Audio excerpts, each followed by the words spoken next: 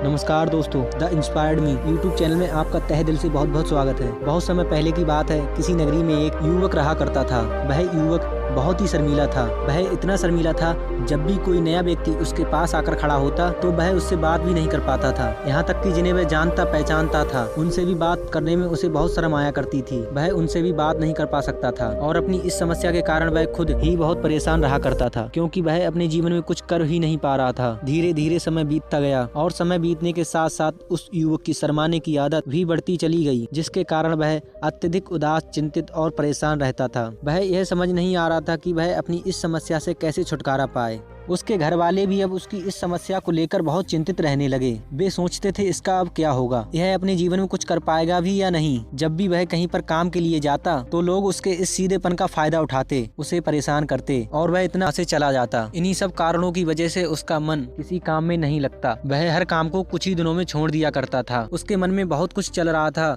उसके मन में विचारों के तूफान उठ रहे थे। वह सबसे बहुत कुछ कहना चाहता था, लेकिन वह अपनी इनका आदतों के कारण लोगों से कुछ नहीं कह पाता था। कभी भी किसी से अपने मन की बात नहीं कह पाता था। जब वह छोटा सा बच्चा था तो लोग उसे बहुत पसंद किया करते थे। वह चाहता था कि लोगों से वह खुलकर अपने मन की बात कह पाए, लेकिन जब भी कोई दूसरा उसके सामने आता तो उसकी जुबान मानो खुलती ही नहीं। यहाँ तक कि वह अपने माता पिता के सामने भी ठीक से बात नहीं कर पाता था। केवल उसके कुछ मित्र थे जिनसे वह अपनी मन की बात कर लेता था। जब भी वह किसी बात का जवाब देता तो लोग उसका मजाक बनाते। उसकी इसी वजह के कारण उसके पिता भी अत्यधिक चिंतित रहते थे। वह चाहते थे मेरा बेटा भी अब दूसरों के सामने अपने मन की बात रख सके, लेकिन एक दिन अपने उस बेटे को दूसरे के सामने शर्मिंदा होते हुए देखा। तभी उन्हें बहुत क्रोध आया और वह अपने बेटे को खरी खोटी सुनाने लगे। उन्होंने उसे इतना डांटा कि वह नाराज होकर वहाँ से चला गया। शाम हो चुकी थी और अब तक उनका बेटा वापस नहीं आया था। माता और पिता दोनों ही चिंतित थे। वे अपने बेटे को वापस घर पर देखना चाहते थे, लेकिन युवा तो भागते भागते पहाड़ की चोटी पर जा पहुंचा। वह वहाँ से नीचे की ओर झांक रहा था और ईश्वर से कहने लगा, हे भगवान, आपने मुझे ऐसा क्यों बनाया कि लोग मेरी मजाक उड़ाते हैं।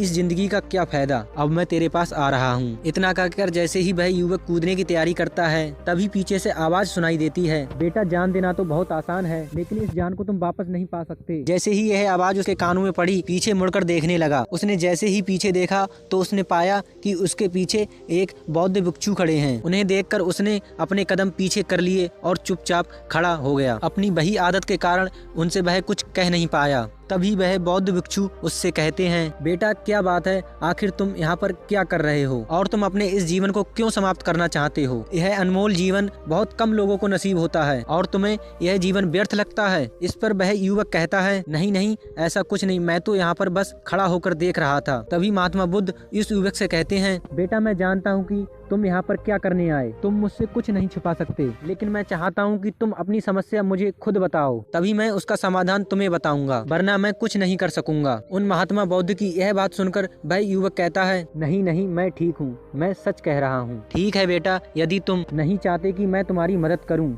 तो कोई बात नहीं, मैं तुम्हारी बात पर विश्वास कर लेता, लेकिन तुम्हें भी मेरी एक बात पर विश्वास कर लेना चाहिए कि मैं तुम्हारी मदद के लिए ही यहाँ पर आया हूँ। तुम चाहो तो अपनी समस्या मुझे बता सकते हो और मैं तुम्हारी इस समस्या का समाधान भी अवश्य करूँगा। इसका जवाब देते हुए युवक उन बौद्ध भिक्षु से कहता है, नहीं नहीं, मैं ठीक हूँ, आप जाइए। इस पर वह बौद्ध भिक्षु उस युवक से कहते हैं, ठीक है बेटा, यदि तुम चाहते हो कि मैं यहाँ से चला जाऊँ तो मैं यहाँ से चला जाता हूँ, लेकिन मेरी एक बात याद रखना, मेरे यहाँ से जाने के बाद मैं आपकी कोई मदद नहीं कर सकता और हो सकता है तुम्हारी मदद के लिए कोई आगे भी ना आए। इतना कहकर बौद्ध भिक्षु पीछे की ओर चल देते हैं। दोस्तों वीडियो कैसी लगी? अगर अच्छी लगी तो वीडियो को लाइक करें और साथ ही दोस्तों चैनल को सब्सक्राइब कर लें। दोस्तों मिलते हैं अगली वीडियो में, तब तक के लिए नमो बुद्धाय।